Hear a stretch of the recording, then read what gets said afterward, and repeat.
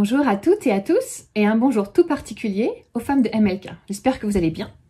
Aujourd'hui, je voudrais que nous parlions du confinement. Rassurez-vous, je ne vais pas en parler toutes les semaines, mais c'est d'actualité. Je ne sais pas depuis combien de jours ou combien de semaines vous trouvez confinés chez vous.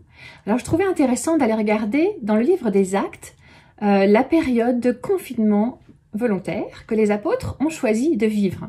Je voudrais vous inviter à lire le chapitre 1 du livre des Actes des Apôtres pour que vous voyez le contexte auquel je fais référence. En fait, quand Jésus est monté au ciel, il a promis aux apôtres d'envoyer le Saint-Esprit, cette puissance dont ils auraient besoin ensuite pour continuer leur mission sur la terre. Et en réponse à l'ordre que Jésus leur a donné, ils ont choisi de retourner à Jérusalem et de monter dans la chambre haute. Je vais vous lire juste un verset, mais je vous invite à lire tout le chapitre. Donc, Acte 1, je vais vous lire le verset 13. Quand ils furent arrivés, ils montèrent à l'étage dans la pièce où ils se tenaient d'ordinaire. Puis ensuite, on a la liste des personnes qui étaient là, ils étaient 120, etc. Retournez lire le chapitre pour avoir toute l'histoire. Et je trouve intéressant de regarder la situation des apôtres parce qu'ils se sont installés dans cette chambre haute avec un cœur qui avait une attitude d'attente, mais pas d'attente inactive, ils étaient actifs dans leur attente. Ils attendaient une promesse que Dieu leur avait donnée, que Jésus leur avait donnée, bien sûr, le Saint-Esprit qui allait venir pour les équiper et pour continuer avec eux leur mission. Et il n'y a pas de notion de temps au démarrage. On sait pas, Jésus leur a pas dit attendez, ça va prendre pas beaucoup de jours, soyez patients, ça vient, il leur a dit allez-y, attendez. Et quand vous aurez reçu le Saint-Esprit, alors vous pourrez passer à l'étape suivante de votre vie. Et si nous regardions cette saison un petit peu de la même façon, comme si le Seigneur nous donnait une mission et qu'il allait nous équiper, et on ne connaît pas la durée, mais lui, il le sait. C'est vrai que cette attente peut être inquiétante, stressante, c'est pas facile d'être enfermé entre quatre murs, mais notre attitude de cœur va beaucoup aider en fait. Je vais vous inviter à voir 2 points. Je voudrais qu'on soit intentionnel dans l'attente en fait, qu'on soit intentionnel dans la façon avec laquelle on positionne notre cœur. Les nouvelles arrivent de toutes parts, il y a beaucoup de choses négatives, je voudrais vous inviter à limiter ce que vous entendez, le nombre d'heures que vous passez à lire ou à écouter les nouvelles dramatiques. Limitez ça dans la journée parce que sinon ça positionne votre cœur dans un état sombre en fait. Faites attention à ce que vous mettez devant vos yeux, ce que vous mettez dans vos oreilles. Attention avec les choix que vous faites quant à la nourriture que vous apportez à votre âme. C'est très important d'être intentionnel dans la façon avec laquelle vous allez positionner votre cœur dans cette attente. Je vous invite à être intentionnel aussi dans la façon avec laquelle vous allez bénir les autres dans cette attente. Priez, priez pas que des supplications, priez aussi des prières qui vont être bénissantes. Si vous postez des choses sur les réseaux sociaux, assurez-vous à ce que ce soit des choses qui vont être constructives, qui vont faire du bien à ceux qui vont lire ou écouter. Soyez bénissants pour ceux qui sont autour de vous. Donc peut-être choisissez 1, 2, 3 actions par jour pour faire du bien. Faites des compliments aux gens qui sont dans votre maison. Dites merci.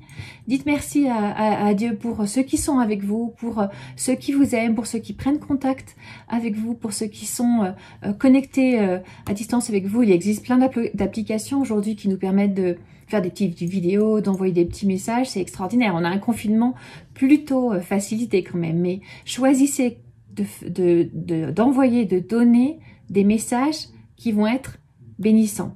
Donc, soyez intentionnel dans la façon avec laquelle vous positionnez votre cœur. Soyez intentionnel dans la façon avec laquelle vous bénissez. Les apôtres, ils étaient intentionnels. Ils attendaient quelque chose que le Seigneur leur avait promis. Ils attendaient une promesse qu'ils ont placée devant leurs yeux et toute leur pensée, tout leur temps de prière, leur attitude de cœur, leur conversation était tournée vers l'attente de cette promesse que Jésus leur avait laissée en partant. Soyez intentionnels dans la position de votre cœur par rapport à cette attente. Si vous subissez, ça sera beaucoup plus pénible et long. Si vous positionnez votre cœur dans une position, ok Seigneur, d'attente, tu me promets quelque chose dans cette saison de ma vie. Tu n'as pas été surpris par ce virus, tu n'as pas été surpris par le confinement, tu n'es pas surpris par ce que je traverse. Qu'est-ce que tu as prévu pour moi? Ce serait une bonne idée que de lui demander et de passer du temps pour découvrir ce que le Seigneur vous a promis en fait, afin que cette promesse soit comme un phare devant vous. que vous puissiez garder vos yeux fixés sur cette promesse que Dieu vous a faite. Il leur avait promis aux apôtres le Saint-Esprit.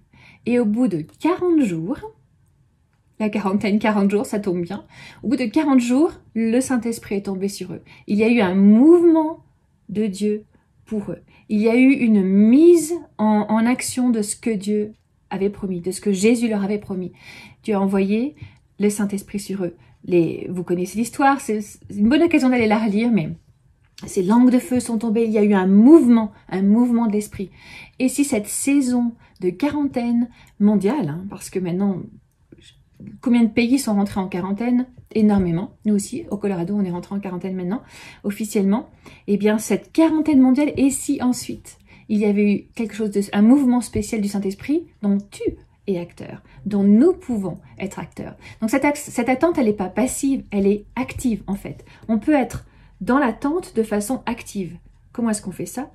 En mettant notre cœur dans cette position, en disant Seigneur, mais je suis là, qu'est-ce que je peux faire pour activer la venue de ce que tu as promis? Qu'est-ce que je peux faire pour garder mes yeux fixés sur cette attente? Puis je trouve un autre point que j'ai trouvé intéressant cette semaine, c'est que c'est pas moi qui je l'ai entendu hein, sur quelqu'un prêcher, je pense que c'est l'église de Bethel, un des pasteurs de l'église de Bethel prêchait sur cette notion le fait d'être statique et le fait d'être en mouvement. Et en fait, même si l'on est statique sur nos deux pieds, le fait que l'on soit posé sur la terre est en mouvement, donc nous sommes aussi en mouvement même si nos pieds ne bougent pas. J'ai trouvé ça très intéressant par rapport à notre foi. Bien sûr, on peut être bloqué à la maison, confiné, avec le besoin de se réinventer, mais on peut être en mouvement si nos pieds sont bien ancrés en Dieu et dans la parole de Dieu. Et si nos cœurs restent bien ancrés dans ses promesses, eh bien on peut rester en mouvement même si on ne bouge pas. Donc comment est-ce qu'on va vivre ça? Comment est-ce qu'on peut être en mouvement dans notre foi tout en étant coincé chez soi? Peut-être que c'est le temps de démarrer une façon différente de regarder la Bible, de lire ces promesses que Dieu nous a données. Reprenez vos cahiers, vos notes pour refaire monter à la surface les choses que Dieu vous avait promis. Peut-être qu'il vous a parlé de cette période-là sans qu'on comprenne à l'époque.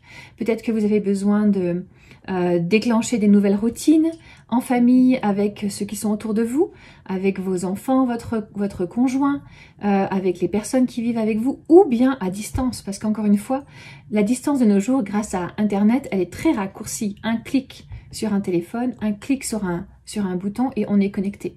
Je vous encourage à demander à Dieu de mettre devant vous ses promesses et de vous donner les idées dont vous avez besoin pour pouvoir rester en mouvement, même si vous avez les deux pieds plantés dans votre sol d'appartement, que vous soyez en mouvement dans votre foi et dans votre cœur. Et puis, arroser tout cela d'un effet bénissant pour les autres. Quand on parle, quand on prononce des paroles de bénédiction, on se fait du bien à soi-même. Donc je résume pour mes défis pour vous cette semaine. Demandez à Dieu c'est quoi la promesse que vous attendez, qu'est-ce qu'il a prévu pour vous dans cette saison d'attente, et placez-la devant vos yeux, peut-être en l'écrivant sur vos miroirs, en la lisant tous les matins en vous réveillant, en la lisant à haute voix pour que votre oreille l'entende aussi, que vos yeux, que votre oreille l'entende, en l'écrivant peut-être tous les jours, parce que ça met en action tous vos mouvements.